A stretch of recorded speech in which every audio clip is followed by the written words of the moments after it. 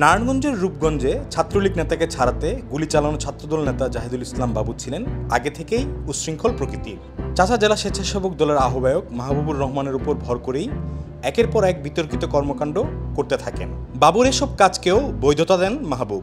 এছাড়াও এ বাবুর আরেক অভিভাবক হিসেবে ছিলেন বিএনপির কেন্দ্রীয় নির্বাহী কমিটির সদস্য কাজী মনিরুজ্জামান।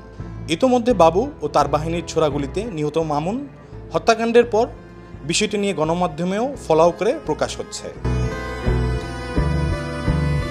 সেখানেও বলা হচ্ছে মাহবুবের আশ্রয় প্রশ্রয়েই বাবু বেপরোয়া ছিলেন।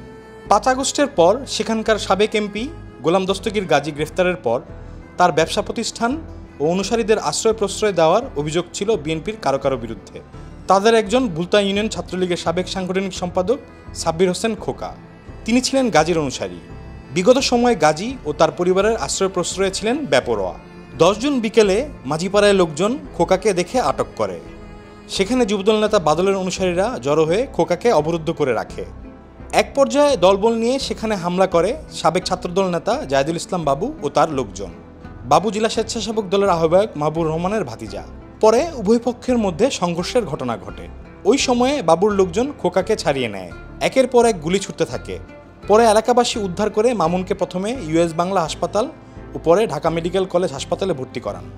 রাত 10:30টার দিকে চিকিৎসাধীন অবস্থায় মামুন ভূঁইয়া মারা যান।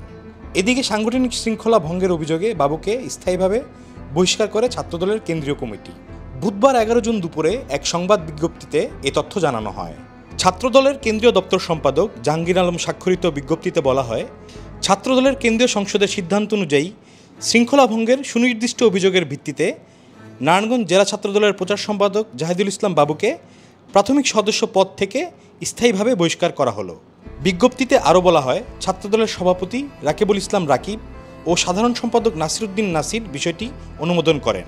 এছাড়া ছাত্রদলের সব নেতাকর্মীদের তার সঙ্গে কোনো সাংগঠনিক সম্পর্ক না রাখতে নির্দেশনা দেওয়া হয়। একই সঙ্গে জাহিদুল ইসলাম বাবুর বিরুদ্ধে আইনি পদক্ষেপ গ্রহণ ও দৃষ্টান্তমূলক শাস্তির অনুরোধ জানানো হয়েছে।